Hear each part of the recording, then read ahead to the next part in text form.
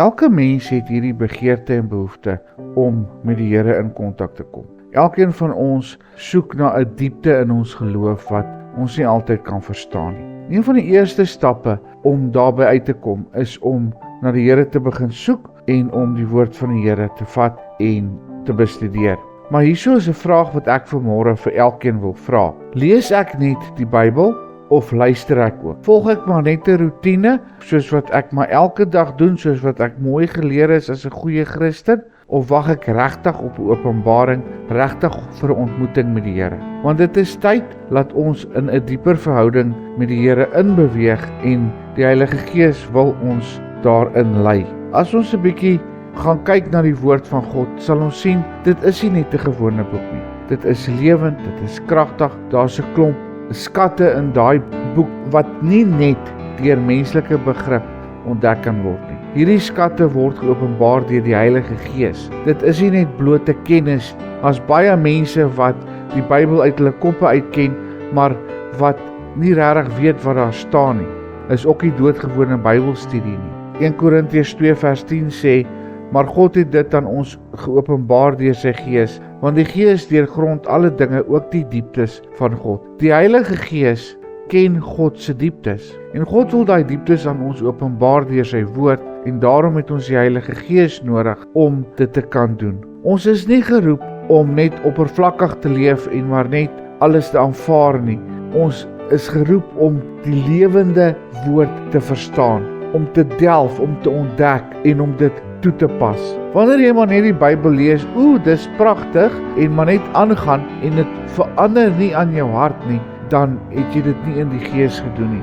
Wanneer jy stil raak en vra en luister en oor die Bybel mediteer, met ander woorde, dit hierdie gedagtes laat spoel, dan ontvang jy openbaring. Dan word die woord vir jou lewende woord. Rema, Psalm 119 vers 18 sê, maak my oë oop, dat ek kan aanskou die wonders van u woord. God se woord is 'n geestelike bron van lewe, maar dit vereis dat ons met geestelike oë daarna moet kyk. Wanneer jy met verwagting lees en nie net vir gewone menslike kennis nie, maar om jou verhouding met God te verdiep, dan begin die woord jou te verander van binne af. Elke liewe vers kan lewe vir jou bring, kan jou geloof wakker maak en jou toerus vir geestelike oorwinning. Dis hoekom daar staan in Romeine 5 comes by hearing and hearing by the word of God, want dit is wat dit wakker maak as jy werklik tyd met God en met sy woord begin spandeer. Jesaja 50 vers 4 sê, die Here het my 'n tong van die geleerdes gegee, dat ek kan weet om die moe met woorde te versterk. Hy maak elke môre my oor wakker om te hoor soos die geleerdes. God het vir ons wysheid gegee, hy het vir ons die vermoë gegee om mense wat moeg en moedeloos is met woorde te kan versterk. Maar dan moet ons oor oop wees as ons die Bybel in die oggende vat en met die Here begin praat. Dit is 'n absolute verhouding. God wil nie net hê ons moet lees nie, maar hy wil hê ons moet hoor wat daar staan. Ons moet verstaan wat hy vir ons wil sê en ons moet dit ons eie maak en dit begin toepas. Dit help nie ons sê, die boodskapie was vandag pragtig, maar ons gebruik nie hierdie woorde wat ons hoor nie.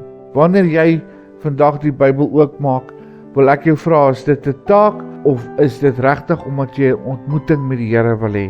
Want dit is waarna ons moet soek, 'n ontmoeting met die Here elke dag. Hemelse Vader, ons kom vra vir U om ons te help om elke dag 'n nuwe vars ontmoeting met U te hê. Hemelse Vader, ons wil vra dat U woord ons kom verander, ons kom vernuwe en ons denkwyse sal rig soos U wil hê dit moet wees. Help ons sodat ons vir die mense wat moeg is en moedeloos is, woorde kan gee wat hulle kan versterk en wat hulle uit hulle omstandighede kan uitlig. Dankie vir die krag en die liefde en U genade. Ons eer en verheerlik U naam. Amen.